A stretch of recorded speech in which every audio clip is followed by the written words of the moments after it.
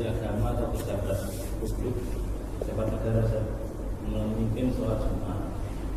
Saat khotib yang memimpin negara itu katanya publik bahwa itu tidak memenuhi syarat dalam memimpin sholat Jumat. Itu kan dosa saja. Nah, seperti itu bisa apa? Ketahuan enggak? Padahal kan itu harus menanggung jamaah banyak. Sholatnya atau khutbahnya yang tidak sah? Yang menurut jamaah itu tidak sah karena tidak memenuhi rukun. Tidak memenuhi rukun itu. Nggak ada sholawatnya. Nah. Hadirin yang mulia, syarat khutbah pertama ada hamdalah, ada pujian kepada Allah. Kemudian ada sholawat, ada syahadat, kemudian ada bacaan Quran, ada doa. Tapi perlu dipahami, yang membuat 5 syarat ini Nabi apa sahabat apa ulama? Nabi apa sahabat apa ulama? Misalnya rukun sholat ada 17, Nabi nerangkan nggak 17 tuh? Enggak kan? Nah, itu adalah ijtihadnya ulama. Bisa jadi Syafi'i 17, Hanafi bisa kurang, yang lain bisa lebih, karena itu adalah ijtihadnya ulama. Begitu pun rukun khutbah, kata ini 5, mungkin yang lain bisa lebih, yang lain bisa kurang. Jadi itu adalah ijtihad ulama. Soal sahnya kita berharap, saya tidak menjamin, kita berharap ada ulama lain yang tidak mensyaratkan sholawat sebagai rukun khutbah. Kita berharap begitu, sehingga khutbahnya tetap sah. Tetap sah. Jadi ketika satu amal ibadah dilakukan tidak memenuhi syarat menurut satu madhab, tapi kita tidak bisa memvonis itu tidak sah, itu tidak makbul, nggak bisa. Seperti sekarang muncul fatwa baru, mabit dari motor Jeddah. Jadi ketika pesawat turun di Jeddah yang bandara baru, itu bisa mabit dari situ. Tidak harus dari Yalamlam, tidak harus dari Dhatu Irqin, tidak harus dari Bir Ali, mikot-mikot yang sudah ditetapkan oleh Kanjeng Nabi. Tapi untuk mengatakan tidak sah mikot dari bandara Jeddah, itu nggak bisa. Karena mikot dibuat minimal 2 marhalah, atau seperti jarak orang bepergian itu, ya, 80 kilo, 90 kilo. Kalau jaraknya sudah lebih dari 2 marhalah, mikotnya sah.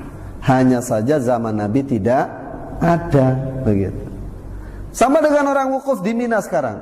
Wukuf di Mina sekarang itu di luar Mina di zaman Nabi, ya kan? Zaman Nabi orang sedikit. Haji terakhir 124.000.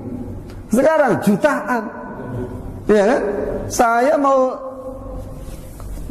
ngelempar jumroh aja harus nembus 7 bukit kok, 3 bukit kok, 3 terowongan.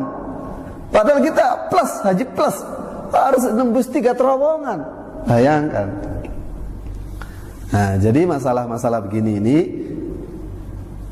mudah-mudahan, kita tidak menjamin, mudah-mudahan ada fatwa lain yang lebih ringan tentang masalah rukun khutbah, sehingga khutbahnya sah, kemudian sholat Jumat juga sah. Kalau tidak sah, maka ditanggung oleh yang bersangkutan. Nah, dia harus menanggung. Tapi kemudian kita tidak boleh memudah-mudahkan yang sudah terjadi. Artinya yang sudah terjadi ini jangan sampai terjadi lagi. Nah.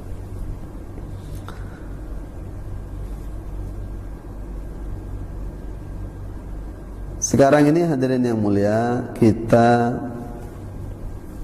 diuji oleh Allah Subhanahu wa taala. Orang Islam di negara kita justru banyak dicurigai oleh pemerintah sendiri. Padahal pemerintahnya ya orang Islam juga. Maknanya di belakang pemerintah kita ada kekuatan lain. Nah, ini yang harus kita banyak berdoa kepada Allah Subhanahu wa taala.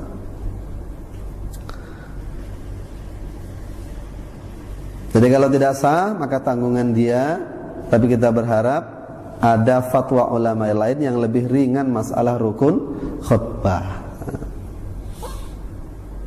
Kalau seperti itu tobatnya gimana?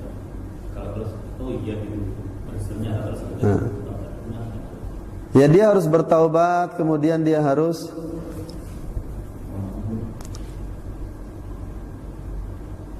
sholat Jumat itu tidak bisa diulang. Ya, karena sudah lewat kan. Maka kalau tidak sah diqadha dengan sholat zuhur. Nah, jadi bukan mengqadha sholat Jumat. Misalnya kita jam 11 nih ketiduran sampai asar lewat, maka sholatnya sholat zuhur qadha. Bahkan ketika kita bangun jam 1, loh jam 1 ini rampung berarti sholat Jumat, maka kita sholatnya sholat zuhur. Jadi sholat Jumat itu tidak bisa diqadha atau diulang. Yang diulang adalah sholat zuhurnya. Cukup begini insyaallah. Bismillahirrahmanirrahim. Alhamdulillahi rabbil alamin. Wa sallallahu ala sayyidina Muhammad wa ala alihi wa sahbihi ajma'in. Allahumma ighfir ummata sayyidina Muhammad. Allahumma arham ummata sayyidina Muhammad. Allahumma farrij an ummati sayyidina Muhammad sallallahu alaihi wasallam. Allahumma ighfir lana wa liwalidina وللمسلمين والمسلمات والمؤمنين والمؤمنات الأحياء منهم والأموات ربنا آتنا في الدنيا حسنة وفي الآخرة حسنة وقنا عذاب النار وصلى الله على سيدنا محمد وعلى آله وصحبه وبارك وسلم والحمد لله رب العالمين. السلام عليكم ورحمة الله وبركاته. Assalamualaikum warahmatullahi wabarakatuh.